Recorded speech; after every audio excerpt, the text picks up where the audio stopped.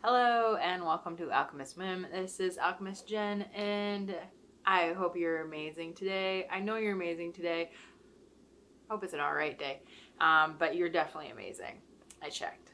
So today the whim of the day is to work on more of my fibery things for a fiber festival this weekend. So I'm working on still prepping the fiber that we dyed the other day together. And so the next stage is to fluff it out. Yes, that's right. Fluff out that fiber, for real. So when it is squeezed after it's dyed, it's all small and all condensed. It's still happy fiber, but it needs to be told that it can let loose and spread out and get ready for somebody to spin it into something amazing. So this is one that I did last night after we had our time together. I worked on some more fun things. So this is cool. You can see this as it's stretched out. All that beautiful action there. As the colors have gone through, you can see where the dye is concentrated, where it's going to show up fascinatingly as it's going to spin into something awesome. So that one's a nice gradient that's going to have some beautiful variations in it. So super excited. But I mean, look at the difference between this space and then this space. It's just amazing. These are about 4 ounces. So that's going to be really just nice. So 4 ounces and then just over 100 grams is the grams. So yay for measurements and the metric system and the other one. So that's what's going on there. I have the one that's already stretched out and fluffed out, and I have one that's partially done. So I think we'll just chat together and then I'll see what else I can get into. But look at that. That's just gorgeous. So as we pull it more open, and it's just giving it a little tease, giving it a chance to breathe again, get some oxygen in there. Basically when the water squeezed out, it'll squeeze out of the air. That squeezes out all that loftiness. So now we can go back and put it back in. Give that some space. Everybody needs space. So does spinning fiber need some space to make it happy, breathe, make it so it's spread out so that it can be spun into whatever it's going to be. This would also be really cool even if you added it to weaving as well. So some people do like to add different textures and fibers and size fibers to weaving. So why not? You can do whatever you want. That's the fun thing about art and creating, is that you don't have to follow everybody else's rules. You can do whatever you want. And not much in life you can say that about. So that's what we're doing here. It's whatever we want. So while I'm teasing this open, such a tease, right? I think I want to talk a little bit about the tapestry behind me. So this is one-off. It's only one of its kind. And I mean, they all are, but sometimes I'll do them in a batch where I might have 1 or 2 at the same time. So they're similar colors. I'll do them in a, I could help at the same time, but this one was definitely a singular. So it's very fun. You can see where it's been folded over on itself, so it kind of creates that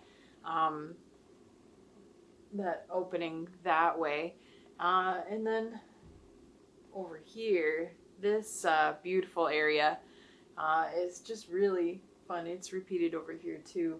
I just love the repetition of motifs and patterns, and how they're going to show up differently no matter where they are on the fabric, but then also you know, with how they are in relation to where the dye was placed, and you know, in that stack of fabric, how much fabric is in between the dye and that space, as well as a part of the fabric, and you know, what the vehicle for pulling that through is. So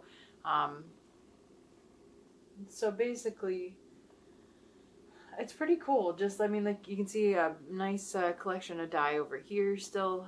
It's there's some speckles where you can see where it was added, and then how the ice has pulled the you know, dye and the pigment through the fabric. Just dyeing is fun. I just like it a lot. It really definitely reminds me of painting, but I like that it's a little bit more random. You can't control it. You really have to, I mean, you can control it to some degree, but you can't really control it, not like with a paintbrush and precision.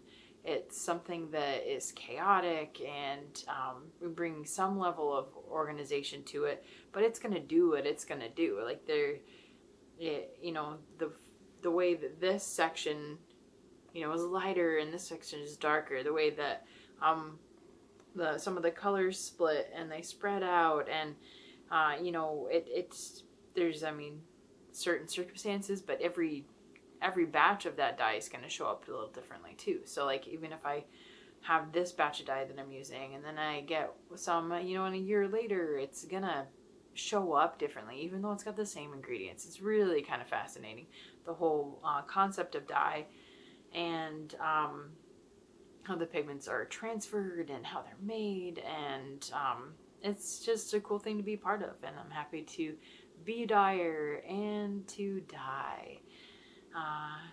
It's pretty fun. So as I'm working on opening these fibers up, this will, like I said, will make it easy for whoever's going to use it to use it. The next stage is to make braids. So we're going to do that tomorrow. So I'm going to bring my fancy huge crochet hook and show you how I do it.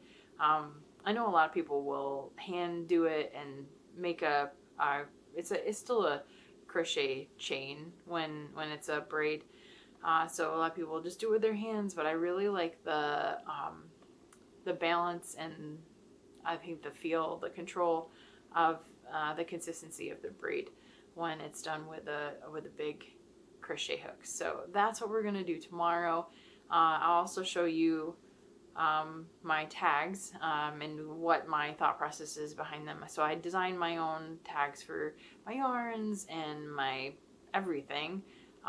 So I mean, I've got some design background, but I really also just enjoy it. And it's plenty of fun challenges. I like using you know, the same fonts, and just kind of being able to build what I need and design what I need. And look at this section. Look at that section. Isn't that gorgeous? We've got this nice transition here, this beautiful peachiness. I'm just enjoying it. It's tempting just to keep it all and spin it up myself, but I would rather share it with other people and let them have the joy of finding things. Plus, part of my thoughts, I like to create things and materials to be used. So the process of actually getting this far is a lot for my creativity, and I really enjoy that, versus, you know, do I need a finished object out of it? Not really. I like the process of making it as my finished object. Someone else can continue on with it. You know, I do make things, but I enjoy this part of it, so why not get it out there? Why not get it to people? And people like my colors and the textures, so why not? That's my thing for the day. So that brings us to the end of this section of fiber, so that'll work out well with the end of this lovely video.